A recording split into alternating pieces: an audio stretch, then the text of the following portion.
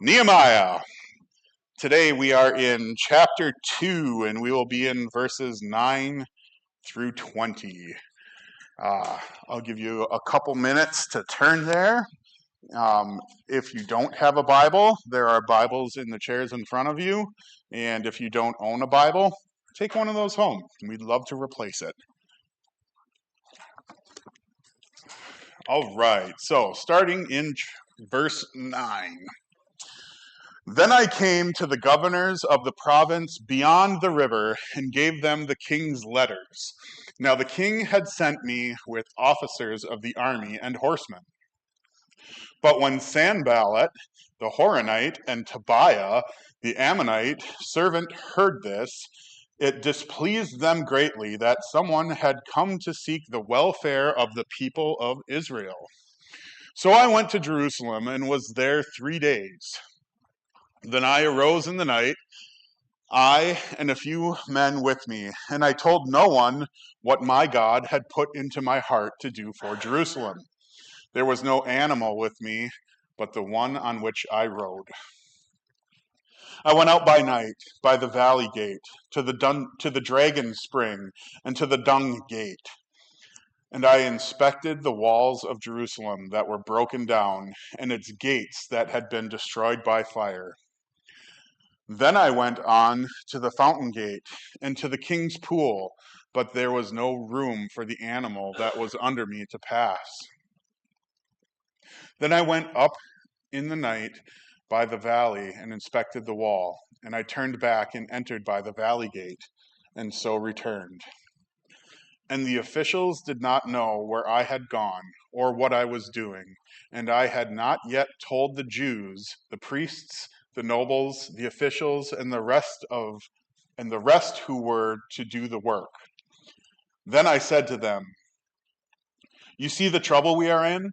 How Jerusalem lies in ruins with its gates burned? Come, let us build the wall of Jerusalem, that we may no longer suffer derision." And I told them of the hand of my God that had been upon me for good, and also of the words of the king had spoken to me. And they said, "Let us rise up and build." So they strengthened their hands for the good work. But when Sanballat the Horonite and Tobiah the Ammonite servant and Geshem the Arab heard of it, they jeered at us and despised us and said, "What is this thing that you are doing? Are you rebelling against the king?" Then I replied to them, "The God of heaven will make us prosper, and we his servants will arise and build.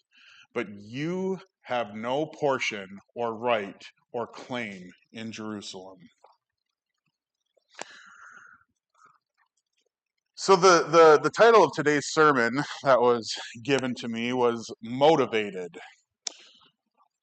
So I started to think as I was getting ready, what does it mean to be motivated? What are reasons to be motivated? I thought back to my high school days of playing football and now my adult days of enjoying watching football. And, before a game, you see all the guys get together and they start jumping around and yelling. Well, why are they doing that? To get hyped up, right? You hear about people nowadays having a hype man, someone to get them excited to do something. In a baseball game, all these guys have walk-up music before they come up to bat to get them in the right mindset before they have an at-bat. But in a football game like that, they're getting ready to come for what's to come. But how do they feel after the first hit? The first time you line up across from somebody and you get absolutely destroyed or demolished.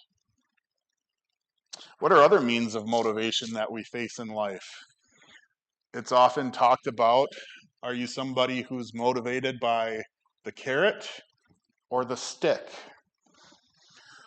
I wish I was more of a carrot person who was able to just see the prize at the end and just say, hey, that sounds good to me. I'm going to work towards that. But in my life, I often find myself being more of a stick person. I'm going to fight you the whole way, and I'm going to get Not going to get to where I need to be until I get beaten a little bit, right? Are you a carrot or are you a stick? We see other people in the Bible and what they were motivated by. We see the account of Samson in the book of Judges, how he was given this gift from God of strength and power. But instead of being aligned with God's heart and using it the way that God meant, he used it for selfish reasons and motivations. We see Jonah. Jonah's kind of the ultimate stick person, right? He had to get eaten by a large fish, spend 3 days in its belly getting digested, spit up on shore to do what God had called him to do. And after all of that, his motivation still was not in the right place. He still said, okay, God, I'll go to Nineveh and I'll preach the way that you wanted me to preach. And I'll say what you wanted me to say. But his heart still wasn't aligned with God. He was still in a place where he was, at the end of the book, waiting on the hilltop for the destruction to come. His motivation for accomplishing his mission wasn't in the right place.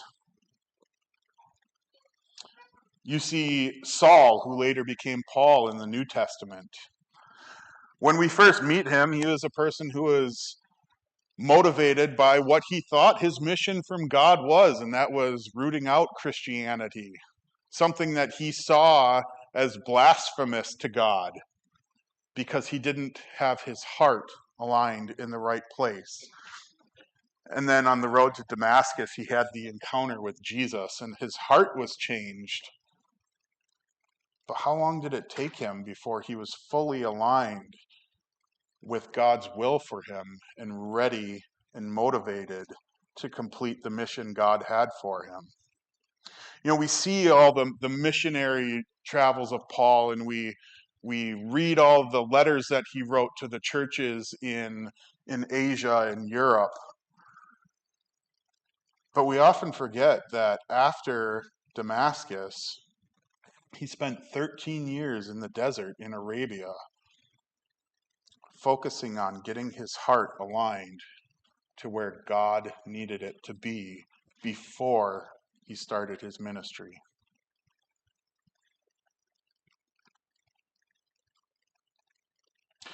How are we motivated? When we are motivated to do something, is our heart in the right place? We talked about Nehemiah in chapter 1, in the beginning of chapter 2. We remembered Nehemiah was a cupbearer to the king, Artaxerxes.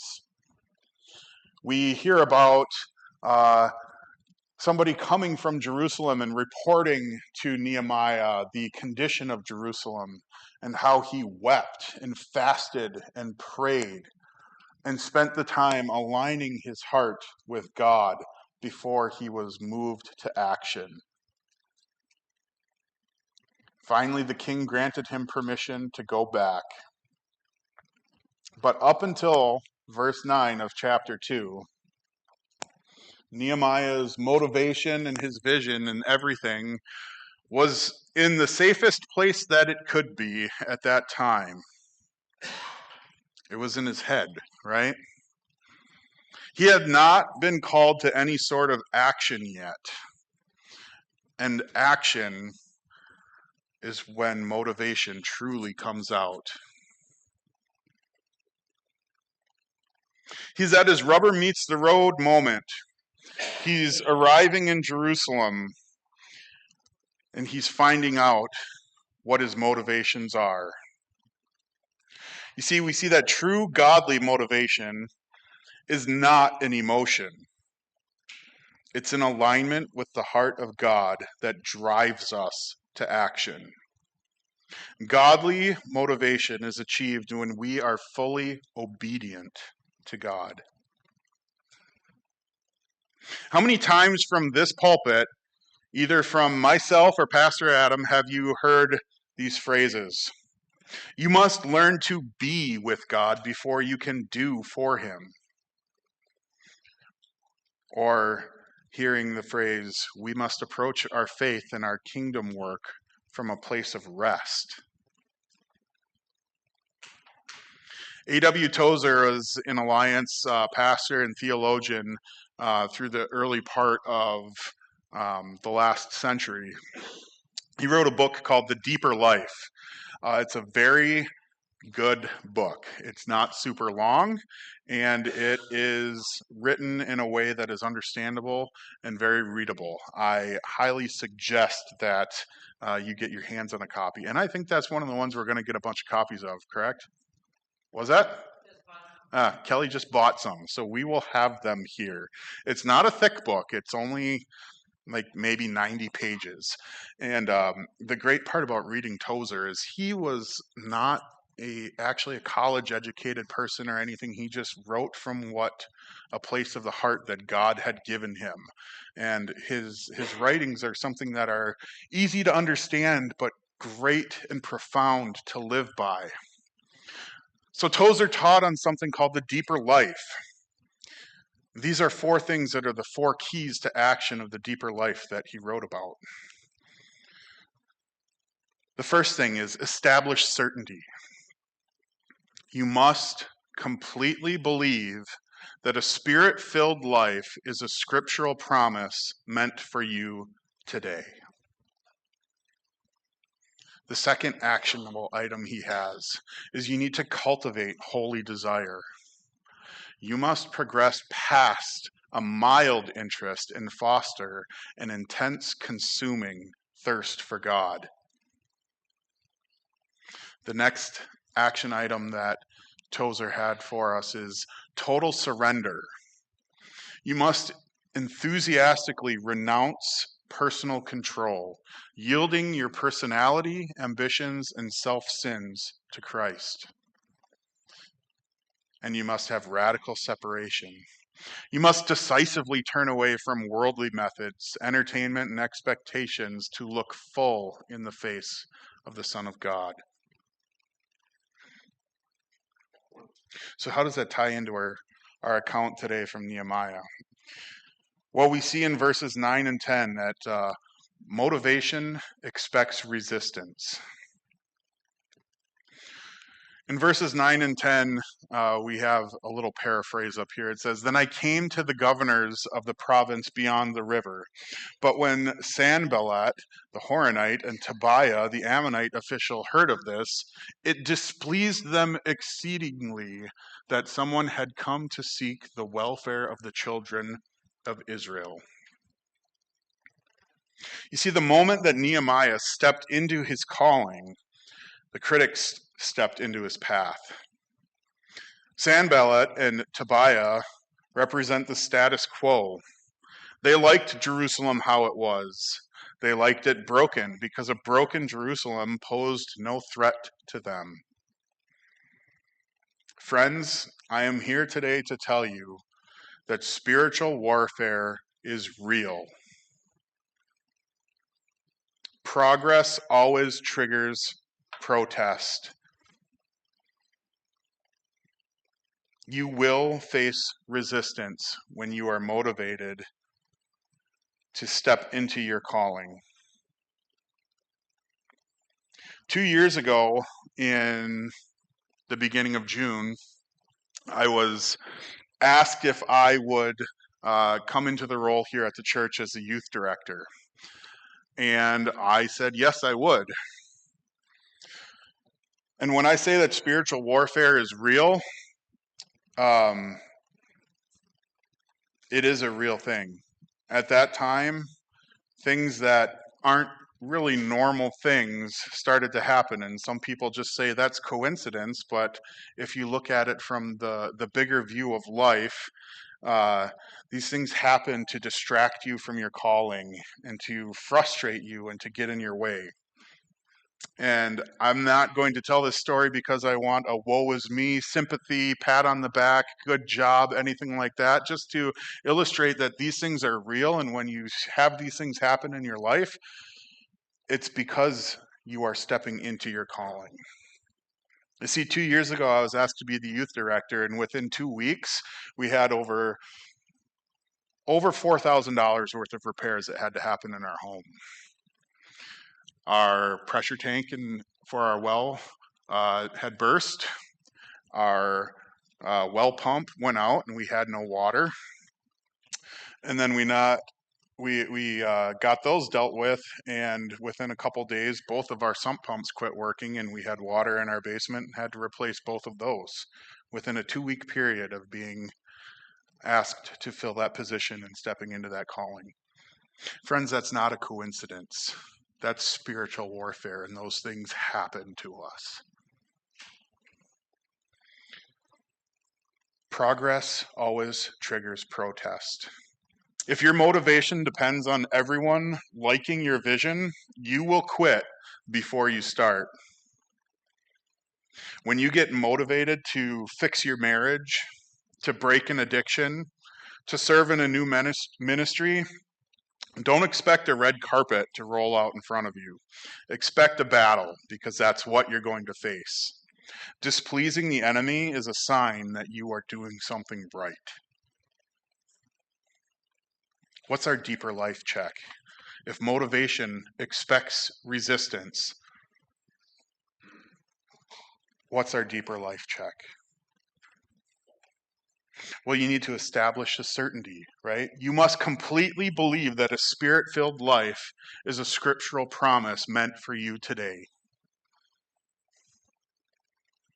You need to cultivate a holy desire. If you are going to face resistance and expect resistance, you must progress past a mild interest in God and foster an intense, consuming thirst for Him. We see that motivation inspects brokenness in verses 11 through 16. Some of the things drawn from these passages. So I came to Jerusalem and was there 3 days. I arose in the night, I and a few men with me, and I inspected the walls of Jerusalem, which were broken down.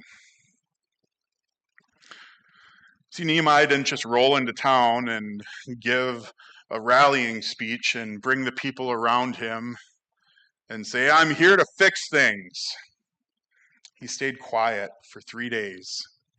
Under the cover of darkness, he took a realistic inventory of the damage that he was facing, and he didn't sugarcoat the rubble. Nehemiah didn't have a Samson moment where he relied on himself and his own strength. He did not come in making a show. He came in humble and God-honoring. True motivation is grounded in reality and not denial. You cannot rebuild what you refuse to look at. Nehemiah had to see the charred gates for himself to understand the scope of work that had to be done. What are the broken walls in your life, in your family, in our community that we've been ignoring? Godly motivation doesn't look at rubble and pretend it's a palace.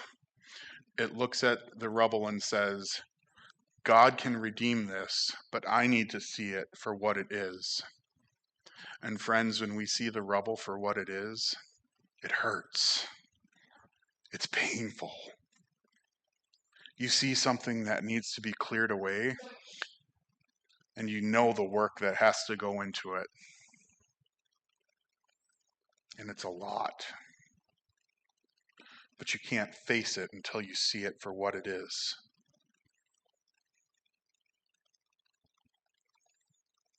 How does that fit into the deeper life? You need to have total surrender. To live the deeper life, you need to be motivated to live in a way where you enthusiastically renounce personal control, yielding your own personality, ambitions, and self-sins to Christ. In verses 17 and 18, we see that motivation invites collaboration. It says, "Then I said to them, 'You see the bad situation we are in. Come, let us rebuild the wall of Jerusalem so that we will no longer be a reproach.' I told them how the hand of my God had been favorable to me. Then they said, 'Let us arise and build.' So they put their hands to the good work." Notice the shift in pronouns that happens between the beginning passages and where Nehemiah is now when he starts to address the people. He moves from I did this, I left the palace, I traveled to Jerusalem, I inspected the rubble, to we statements. He doesn't say, "Look at the mess you made, now watch me fix it." He says, "Look at the situation we are in." He shares his testimony of God's favor, which helps to ignite their motivation. You see, God-given vision is contagious. Holy motivation is meant to build community, not independent kingdoms. We cannot do the work of God alone. We need to invite others into the broken spaces. When we share how God has been favorable to us, it builds the collective faith of the body of Christ to say, "Let us build. Let us rise up and build." We're called to live as a church, we're called to live the life of faith together. We're not meant to face our trials alone. We are meant to rise up and build together. When someone comes to you with a struggle that they're facing, they're not meant to face it alone. You're meant to help them with it. When someone comes and confronts you about a struggle you may be facing, it's not because they want to tear you down. It's because we're meant to face the life together. You come in and you see the rubble and the bad situation, and you see the hurt and the work that it's going to cause to clear it away and to rebuild. And we're called to do that together.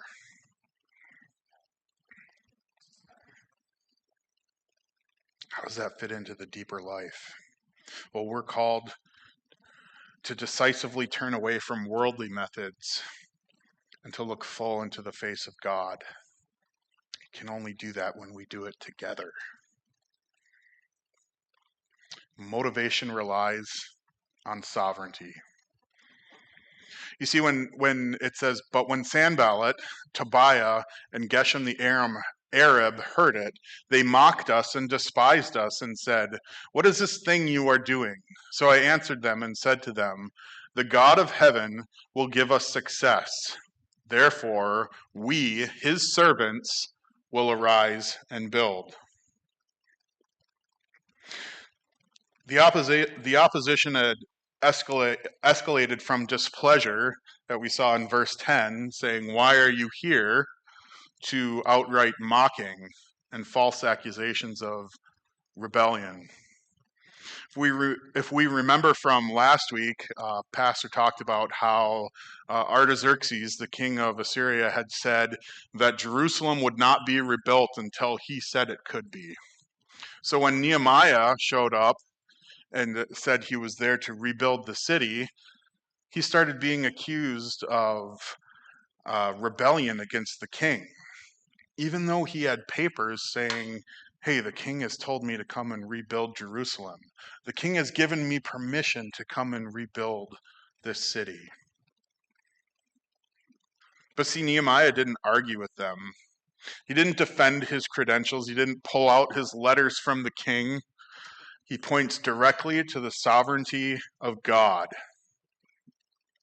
He says, "The God of heaven will give us success. Therefore, we, his servants, will arise and build." This was not a Jonah moment for Nehemiah. He wasn't calling on God to call down his wrath and judgment upon these people who were getting in his way. He relied on God's vision rather than his own desires or showing the power of God. When the voices of doubt and fear and past failures start mocking you, who do you look to?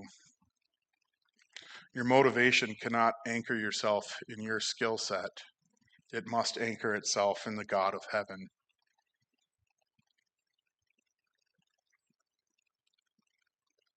You must believe that a spirit-filled life is a scriptural promise meant for you today. God is sovereign and God is in control, and he wants what is best for you, but you need to align your heart with his. So on Nehemiah's journey, he's gone from being a cupbearer in a comfortable palace to a broken city, a place of ruin. But he was motivated by the glory of God and the love for his people. Centuries later, another man left a literal palace in heaven. Jesus Christ looked at the ultimate brokenness of our sin and separation from God, and he was motivated by love to endure the ultimate opposition of the cross so that we could be rebuilt and restored to God. What's the broken wall in your life that God is calling you to inspect and rebuild? Who do you need to stop listening to so that you can start listening to God? Who do you have around you that you can come together and say, let us rise up and build together? See, it's important that we be motivated to do the work of God, but in order to do that, we have to have our hearts in alignment with his. God has called us to live a deeper life. So together, we need to live out these actionable items. We need to establish certainty. We have to believe that we are called to a spirit-filled life and that that is a scriptural promise that is meant for us. You need to cultivate a holy desire. You must progress past a mild interest and foster an intense and consuming thirst for God. Your life, your spiritual life, cannot start when you walk through those doors and end when you walk out them. You need to foster an intense, consuming thirst for God that fills all parts of your life. You must have total surrender. You must enthusiastically renounce personal control, yielding your personality, ambitions, and self-sins to Christ. You need to have radical separation. You must decisively turn away from worldly methods, entertainment, and expectations to look full in the face of the Son of God. Now, some people might read that and they might think, well, you're telling us that we shouldn't watch TV, or we shouldn't do this, or we shouldn't do that, but that's not what it's saying at all. It's saying, if you do those things, do it for the glory of God. Whatever you do, whether in word or in deed, do for the glory of God. If you are going to have forms of entertainment, is it glorifying to God?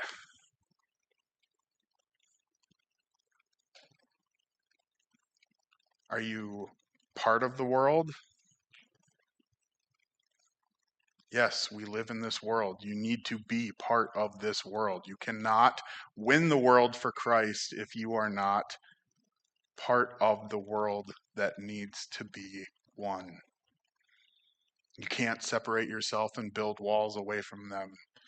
we're called by the Great Commission to go and make disciples, to show people how to live the deeper life for Christ, to be motivated and align our hearts with God so that we can step into the calling that He has for us, so that we can live the life of faith together,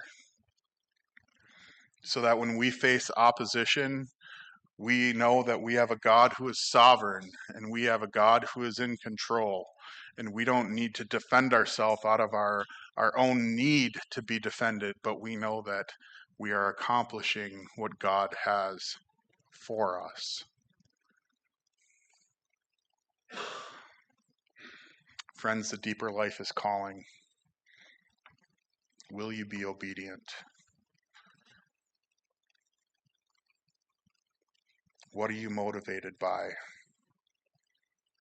Are you motivated by selfish interests? Are you motivated by having your heart aligned with God's will? Until you choose to be obedient with God, you will not be motivated to move in the work that He has prepared for you. Please join me in prayer. Heavenly Father, we come before you today, and we are a people who seek a deeper life with you. God, I pray that you would bring us to a point where we would come before you and just believe that the life you have for us is a scriptural promise. God, I pray that you would push us to a passion and a desire to pursue you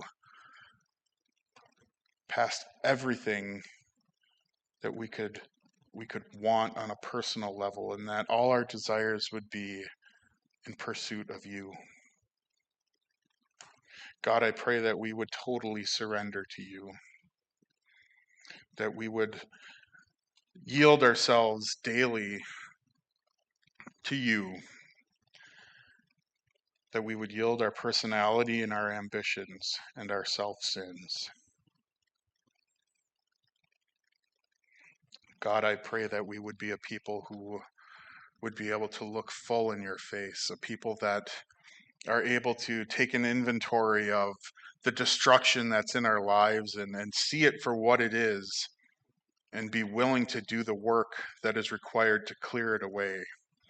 And that we would be a church that can look at each other and say, let us arise and build together. We pray all these things in your holy and precious and powerful name. Amen.